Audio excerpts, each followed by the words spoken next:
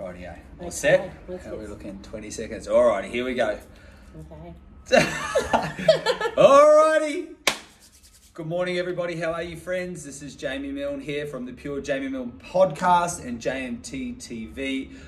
I am once again super happy and super pumped to have a very dear friend of mine here today, hanging out with me, talking about all things the UnPanic Project. But before we talk a little bit about that, I'll just give you guys a little bit of an introduction of this wonderful lady. So, mother of two, Dani, originally born in Victoria, but calm down, everybody. Moved here when she was two. But what's really, really awesome about Dani, she's a great friend of mine. She is a mother of two incredible young ladies. You'd be super proud of them if they were your daughters. And also, as I said, a really good friend. But she has taken an initiative to basically start blogging and sharing about her life, the stories of her life, the narrative of her life, the experiences of her life, and her experience with living with, mental health constraints, a mental health diagnosed disorder, which I'm sure Dani will talk a little bit more about, and basically creating more awareness of literally her everyday, going about her business every day and sharing very, very personal insights to her world with the intention of helping other people, which I just think is absolutely incredible. So we don't have enough good human beings like Dani that are just trying to use her story, her world, her experiences in a way that can support other people that are living with mental health issues or diagnosed mental health disorders. The UnPanic Project. And Dani, how you feel? Are you nervous? No, I'm pretty good actually. I was nervous, but I've calmed down. I've come good. You look great though. You look like Thank you're dressed you. up for the occasion. Hey? Old mate's just got a sweaty t-shirt on, sweaty shorts, but good to go. Look, Yep. Dani, probably the biggest question that I've got is what drove you, other than perhaps what I alluded to, but what drove you to start the UnPanic Project blog and social media platforms, and what's driven you to that? For me, it's actually been years and years of something that I've wanted to do, but never really felt like I was in the right place to do it, whereas now I am. So the UnPanic Project is about my experience lived with mental illness. I have bipolar type 2 disorder. I've also dealt with extreme issues with anxiety and panic disorder. So that's where the idea of the UnPanic Project comes from, is my panic disorder issues.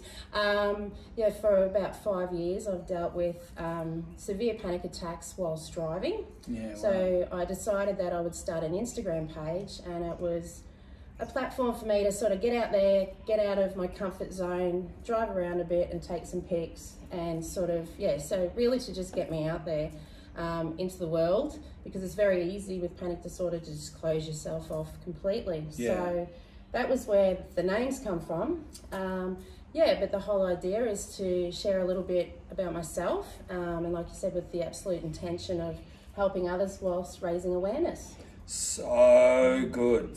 And for anybody that's listening to this podcast or watching this YouTube clip, sometimes phobia-based stuff is, anxiety driven. So if we think about Dani's panic attacks were on the motorways and highways that all stems from particular events and things like that, or triggers or traumas, traumatic experiences. And then we develop sometimes we develop phobias. So you can think about people in social situations. They've got to do a public presentation, or they've got a really big meeting and there's multiple people there. So you get this social anxiety, and it can manifest as a panic attack.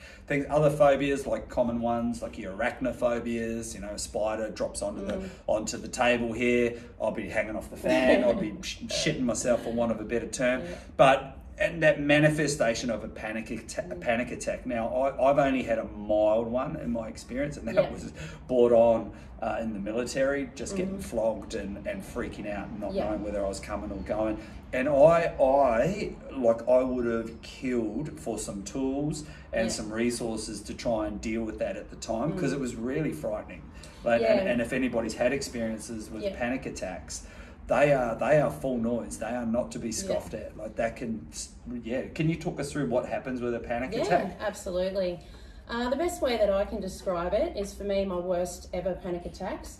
It's like having a huge syringe being pumped directly into your chest with adrenaline. So it goes straight in, you can feel the surge, and then it just floods across your chest. For me, it would then go into my arms and legs. Yeah. And then my feet would become extremely clammy, as well as my hands and the shakes.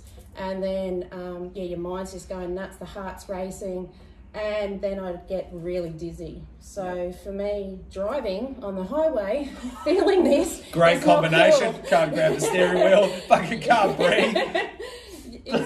So it's dangerous and it's scary, and because it is such a dangerous situation to have yourself in, you actually just decide, nah, I'm not even doing it. Yeah. So for me, that feeling of panic, it is so extreme that I have to pull over, and then I just burst into tears. And I normally so many times run my dad, and he'd just go, okay, just breathe, just slow yourself down, and then I'd have to find back streets to get home. So for me, I know every back street on the coast, if anyone's interested. Feel like a map, an inventory of the residential area of the coast. Yeah, well, I grew up on Bribie, so even to get, because this has gone on for 5 years, and it's only now that I've actually beaten it. Like, I'm actually able to drive again now.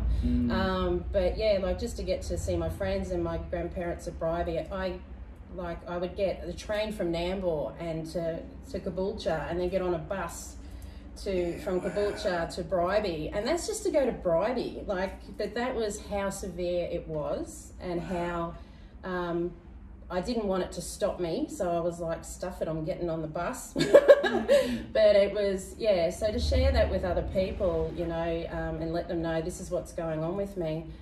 Most people were really extremely understanding. I had a few people who would just sort of, I had a couple of people just laugh, say it was ridiculous. That's a great thing to do when somebody's... Yeah, no, exactly right. And so, that's another reason why doing this is like, okay, if someone's heard what I just said, my symptoms were, what I felt, and they go, oh, I'm not alone. Yeah.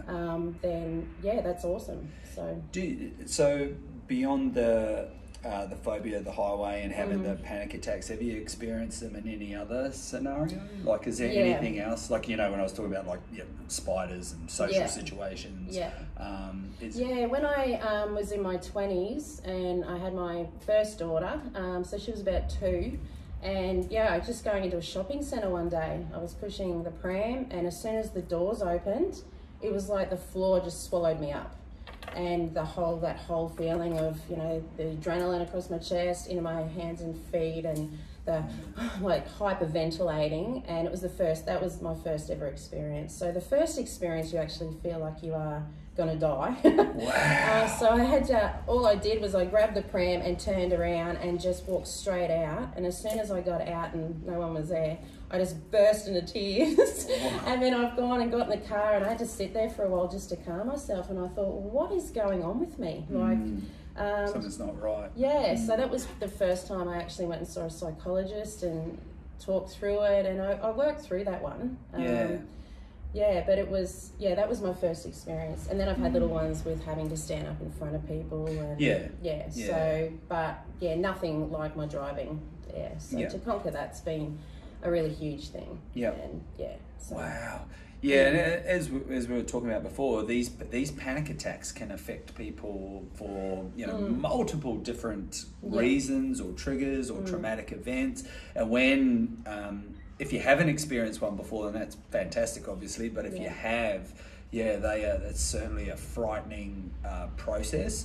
And I suppose that leads me into my next question. So what would you suggest? How have you dealt with panic attacks at the time? So when you're experiencing those panic attacks, how did you navigate your way through that?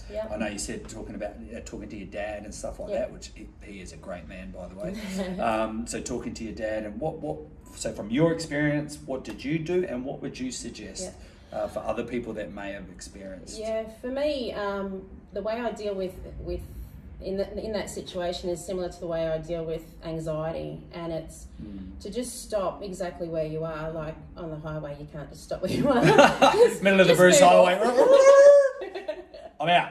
Right, I'm out. I'm breathing. Yeah, no, but in any situation, I would just stop and just hang on to something. Like it's like you're anchoring yourself. So to hold something, just breathe slowly, and then just actually stand in it and listen around, like get into the moment. Because what I find is, especially with whether it's panicking, you've got to stop yourself.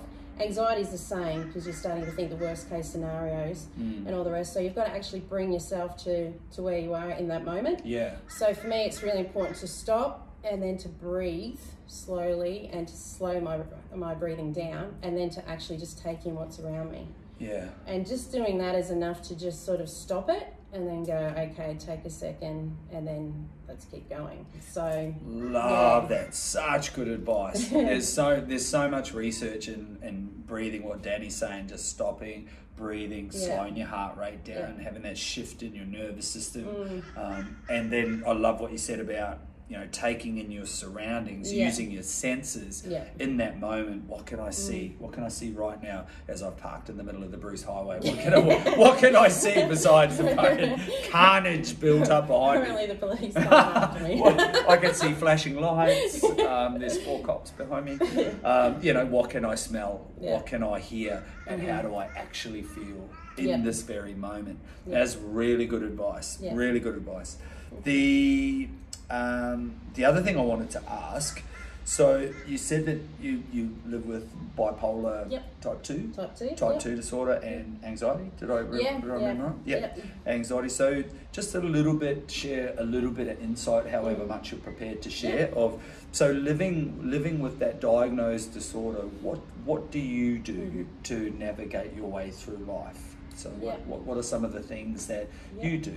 So, Yeah, well, I didn't get diagnosed with bipolar until I was 32 years old. So, and I'd spent a lot of years, like I said, I had that major panic attack in my early 20s. Oh, sorry, Danny, just something really quickly. Could you explain to the viewers, the listeners, just a brief summary, like almost like a paragraph, sentence, whatever, of bipolar type 2? Yeah. Yes. Well, that's something that most people aren't aware of, and it's that bipolar is in different forms. So mine is type 2. So that means I have hypomanic episodes where I have elevated mood. So that's when you'll take on the world, your senses are heightened. It actually even changes my sight. Everything's brighter. And then that's in a situation where you can go without sleep and do 1,000 things and you're all over it. But then, like I say, what goes up must come down. So then you end up in a pit of despair. Damn it. So yes, it comes down in a crash, and that's when the depression kicks in. So, and then you actually have you become sort of aware of the choices that you made in a manic state, where you've taken on everything, you've probably spent too much money, you haven't slept for days. So it's that real awareness of, okay, now I'm dealing with the burnout from being up there. So for me, my bipolar is, I don't have, for a really long time, I didn't really have many what I'll say even keel moments where I was exactly where I sort of that normal, what's so-called normal. So for me, and I think you find out what your triggers are. So for me, we're talking about what I do to keep myself well. Yeah, well, my triggers are definitely sleep deprivation is one. So that one, when bringing up 2 young kids on my own, was hard. Like, that was really hard. Wow. So I felt for a really long time that I was just pushing as hard as I could just to keep my head above water.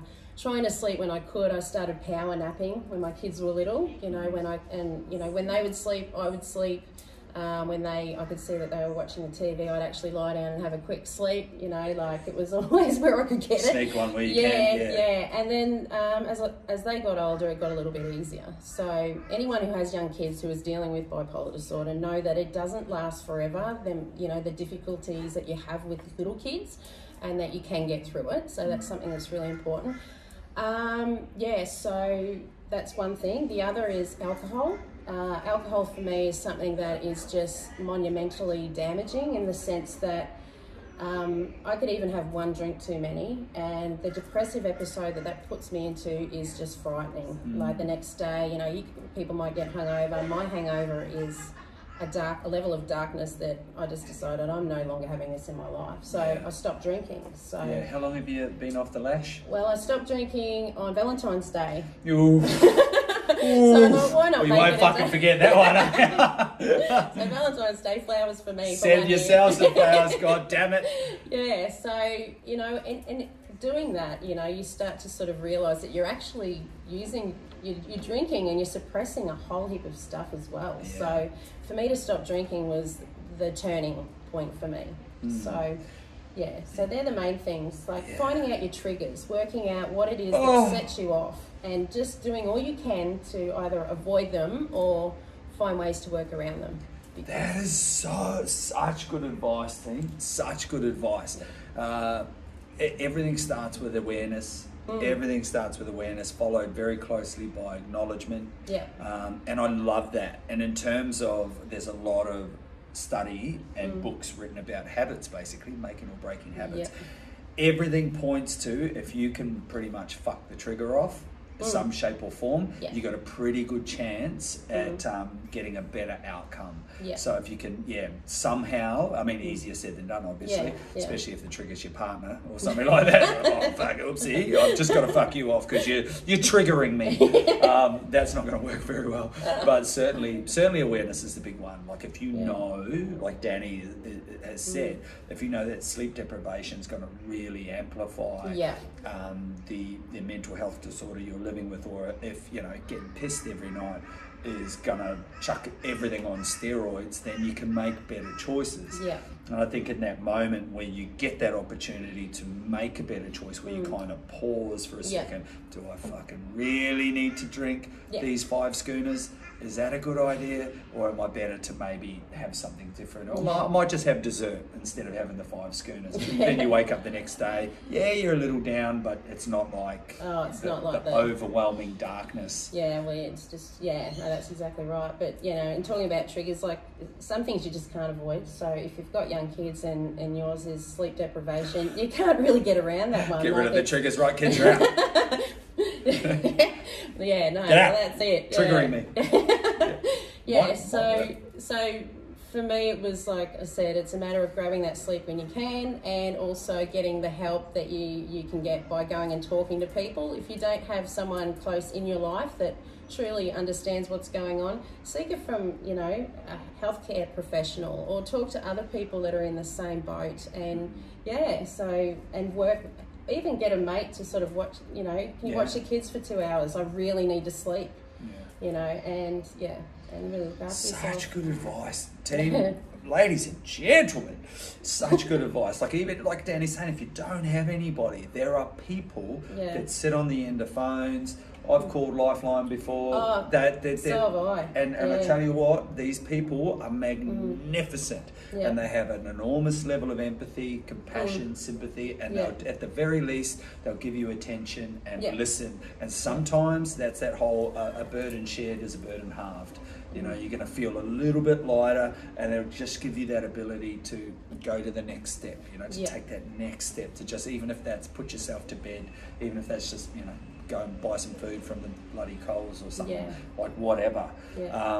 So good. And I think, and I hope out of all of this conversation with Danny, she shines a big bright light on the fact that you just have to reach out a little bit, whether it's having a read of Danny's blog or following her platforms. I'm going to chuck in our little case notes at the end. I'll have the links to her social media platforms, to the blog, all that type of jazz. So that will be there. So feel free to contact Danny. As you can see, she's a lovely human being, and she'd be more than happy to talk to you. And then, if that just gives you a little bit of confidence to see that there are options, and that's all we need is in our times of darkness, struggle and strain, we just need some more choices, some more resources, some more tools, and Danny has been kind enough to share that with us today. I appreciate you having me, so thank you. Love it. So make sure you jump on, have a look, follow what Danny's doing. She posts regularly. Any final words, Danny? You got anything? Any closing bits? Yeah, well, with the UnPanic Project, it's only just begun, so it's in its very early stages, and I have a lot of different ideas moving forward. So yeah, please, I'd appreciate it if you got on board and checked it out, and yeah, just follow and see what you can get out of it. Please point it in the direction of a friend if you know that they've got some mental health issues that they need a bit of help with. But one thing that I really believe is that, you know, it's really important that you back yourself. So for people that are out there that are having a real crap day, know that will shift, and you are totally worth fighting for. So, yeah. Ladies and gentlemen, little sneaky mic drop there. Danny, I love you, mate. Thank you very much. Thanks for coming in. So good. Thanks, buddy. Awesome. Thank you. That was easy, eh? We got there. We did. On the money.